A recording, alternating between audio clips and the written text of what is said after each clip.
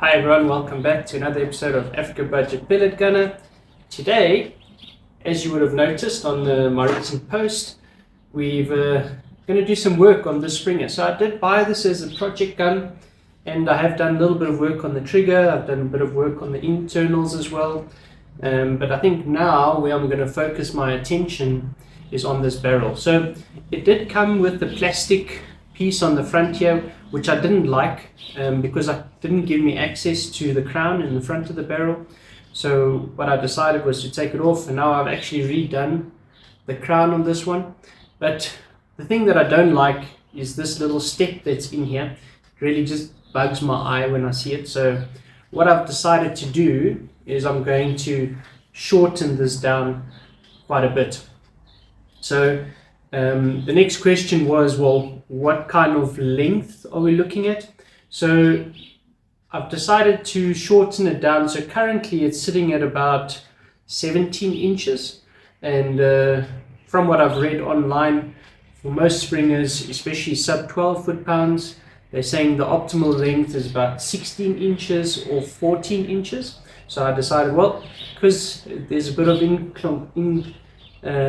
inconsistency, or it's inconclusive, what I've decided to do is I'm going to go right in the middle, and I'm going to cut this one off at 15 inches. So before we start, I want to do an accuracy test. Let me see what kind of groups I can get out of this at 10 meters, and then once we're done, we'll do the accuracy test again. So I don't have too many .22 pellets at the moment, so I'll do two groups. One is with the JTS Dead Center, and the other one is with the Gamma Pro Match. Let's see what kind of groups we get. Then we're going to shorten the barrel down, redo the crown, all the rest of it. I'm going to be doing it with minimal tools, so it'll probably be a 2 or 3 part video series this, but let's see how it goes. And then thereafter we'll redo the test at 10 meters, and let's see if we can improve on those groupings. Alright, so next thing you're going to see, shooting those groups. Alright, let me talk you through this accuracy testing. So I started with the Gamma Pro Match, and this group wasn't too bad actually. It came out to around about a 1 inch group in total. And just a reminder, the reason why we're doing this is so that we can compare it afterwards to prior to doing this modification. This is now the JTS. These did not perform as well as I expected, so got a lot of variation up and down in this, and I think this was something to do with how they were seating in the breech of the barrel. So this was a fairly large group. You'll see the last one is right down the bottom. Alright, so we've stripped her down.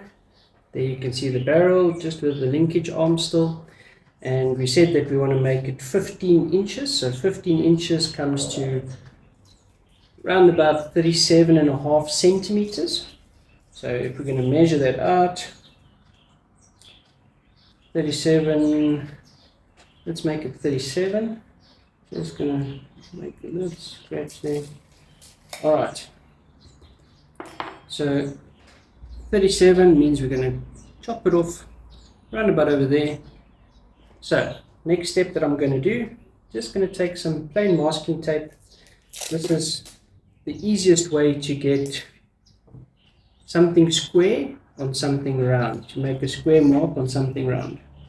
So what we're going to do, we just lay it on here, and what we want is when we come around, we need to be on that edge.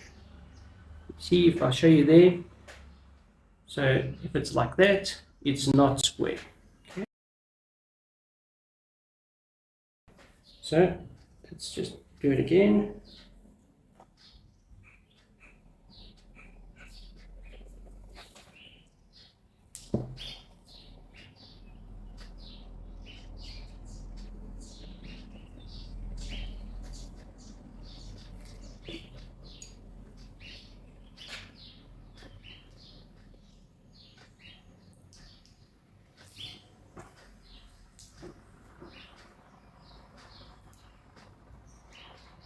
Alright, so there you can see,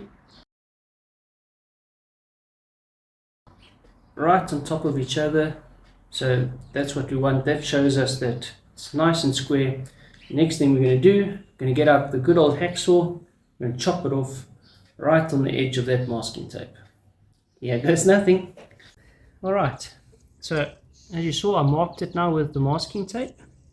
Then I've just cut a small little piece of non-stick. This is just to keep everything nice and still inside the vise. I'm going to wrap this around like this. Put it in the vise.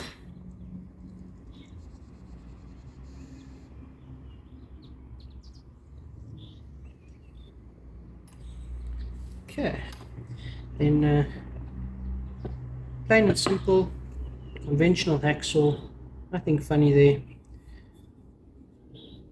and that's all there is to it. The steel on these barrels are actually fairly soft, so you don't need to work too hard to be able to cut it. One thing that I learned when I did my apprenticeship as a fitter and turner is that when you're sawing, always saw. So if you're right-handed, you're going to saw on this side of the vise. If you're left-handed, you're going to saw on that side of the vise. And the reason for that is once you cut through, what happens is your hand goes forward, and if you were sawing on this side and your hand goes forward, you're going to knock your hand. So always remember, if you're right-handed, you saw on the right-hand side of the vise. If you're left-handed, on that side. So let me get to it. So just going to start it. Guess we'll see how good my sawing is.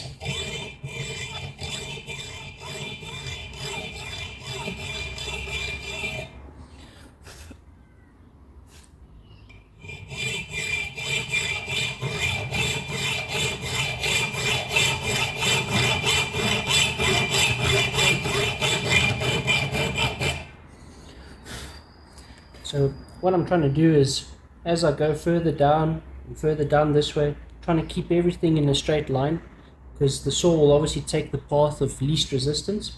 So the bigger curve I can make, the easier it is for the saw to remain straight.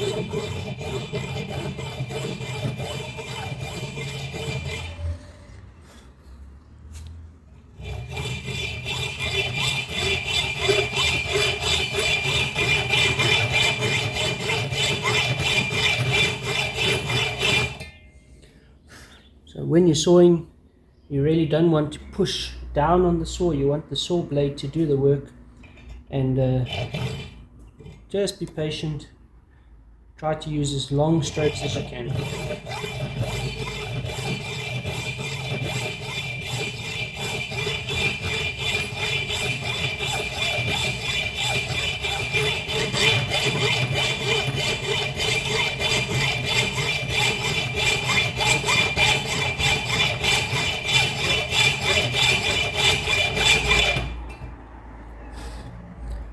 Okay, I can see now I'm into the bore of the barrel.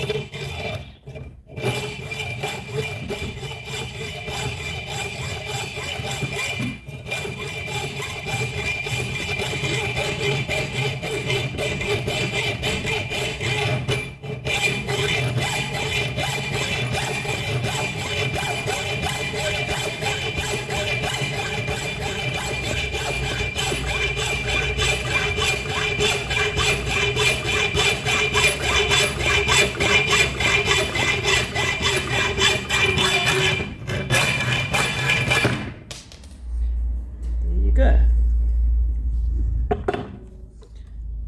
Let me show you what that looks like. It looks very ugly.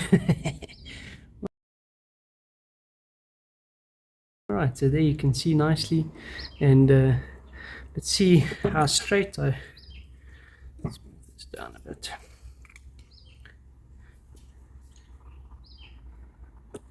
If you look there, you can see that definitely I sawed a little bit skewed. And you can actually see it if you look here where the masking tape is. You can see that I cut a little bit to the right, but we're definitely going to fix that. But definitely not too bad. We can work with this. So next step, what we're going to do is we're going to file this nice and flat.